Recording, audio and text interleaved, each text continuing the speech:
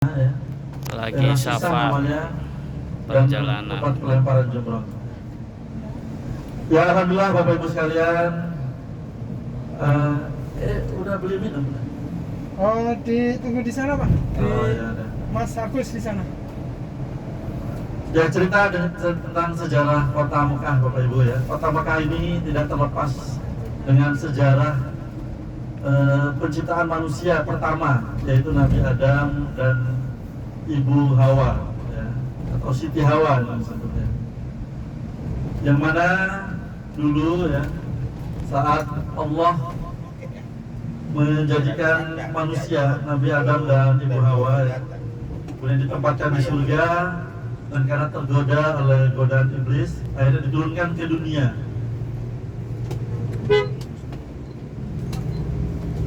Nah, saat diturunkan ke dunia, Nabi Adam berdoa pada Allah, ya Allah, berilah saya tempat di dunia ini seperti halnya para malaikatmu di langit ya, selalu beribadah kepadamu, yaitu di Baitul Ma'mur.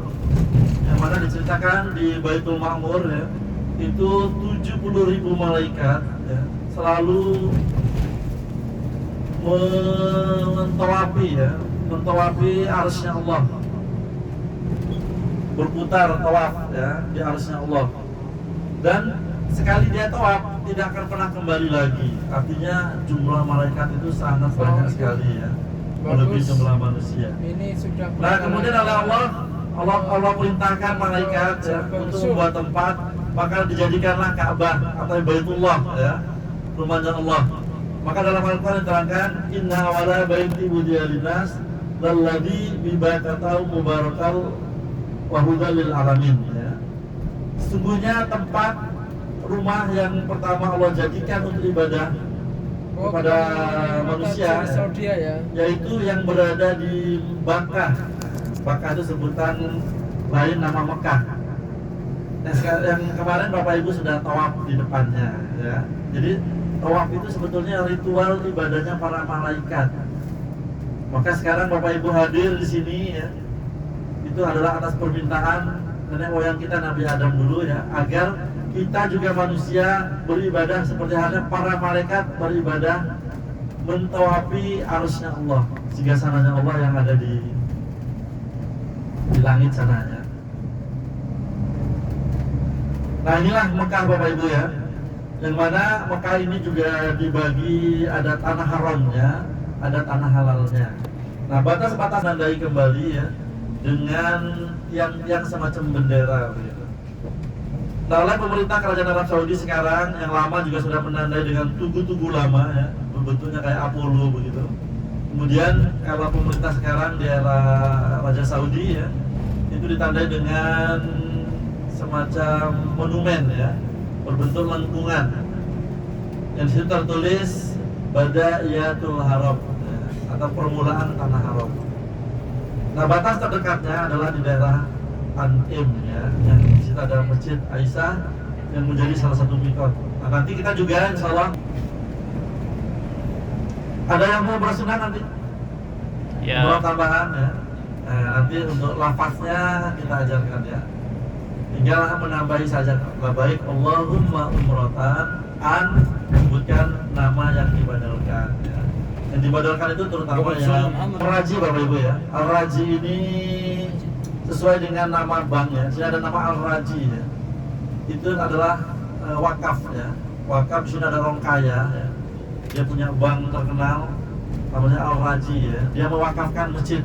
Nah, ini di kawasan, istilahnya ini kawasan elit ya, perumahan dan perbelanjaan.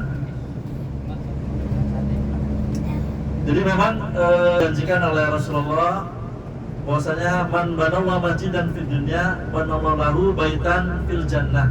Barang siapa yang membangun masjid di dunia, maka oleh Allah akan dibangunkan rumah atau istana di surga. Ya, kalau bisa bangun sendiri, bangun sendiri. Mata Cil. Ya. Nah, di antara tempat-tempat bersejarah yang ada di kota Mekah ya, yang pertama Bapak Ibu adalah paman beliau yang bernama Abu Talib ya, juga istri beliau meninggal dunia, Siti Khadijah.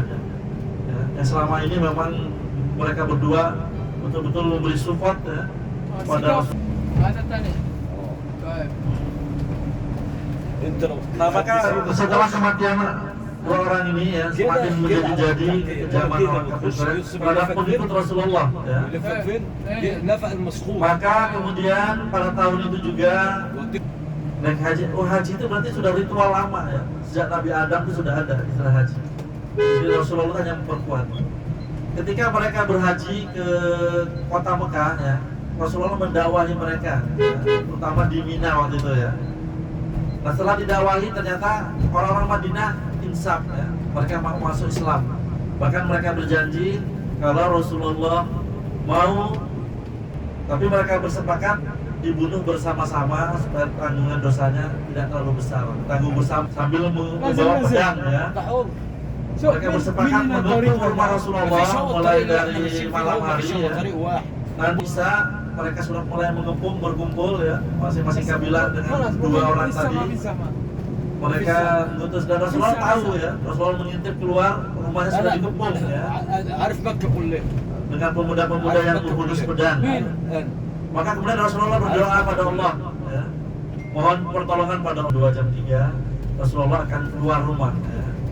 Berangkat ke Masjidil Haram untuk beribadah di depan Ka'bah. Keluar juga akhirnya mereka dobraklah pintu rumah Rasulullah. Ternyata yang disini didapatnya adalah Ali bin Abi Thalib ya. Wah mereka marah ya, bahkan Ali didorong, dipukul ya.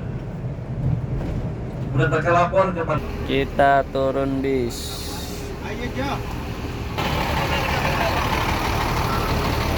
Ini Ajo. Nah itu dia Gunung Sur, Bukit Sur. Yang ada batu jendol itu. Nah ini rombongan kita habis foto dari Jabal Sur.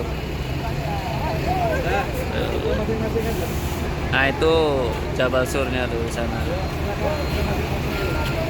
Nah ini mereka lagi foto-foto. Di sini juga banyak burung-burung dara. Ada yang jualan buku. Nah itu dia yang jualan buku. Itu ada burung-burung dara. Ini Ajo lagi mainan burung. Wih kerennya. Ini lagi foto. Kok sana sini? Ternyata kita nggak naik, cuman foto. Kalau naik sekitar 1 jam. 1 jam perjalanan. Tapi ini udah termasuk area gunungnya sebelah sini.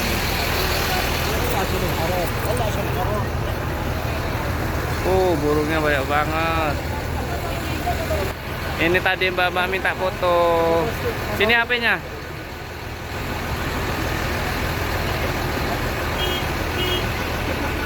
Satu.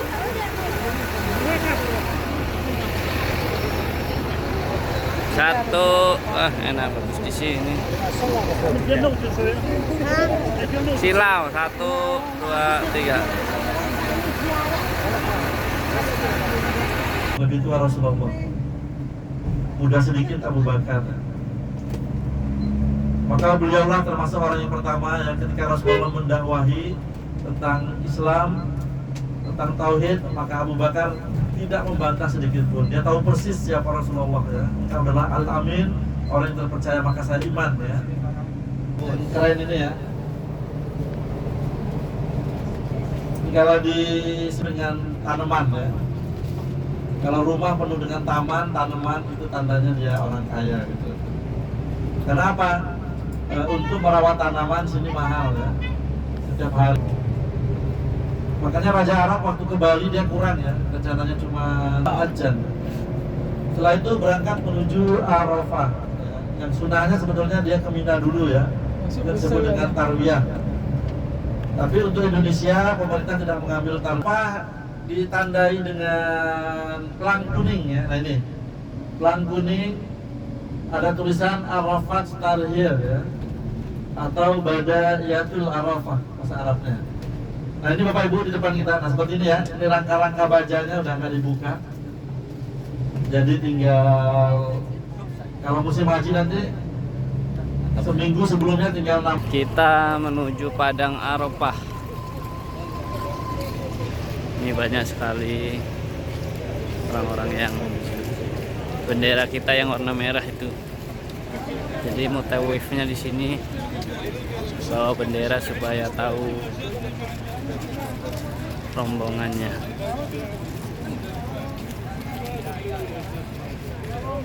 Jalannya lumayan jauh. Kalau mesti rombongan jauh. Nah, ini pohon albasia. Kalau tempat kita itu albasianya batangnya gede-gede, lurus-lurus. Tapi di sini ya cuman buat rindang-rindangan doang. Ya ternyata di sini masih ada pengemis. Itu dari sana semua menuju Arafah. Tapi kalau umroh kita nggak melaksanakan ke Arafah karena tidak ada rukunnya.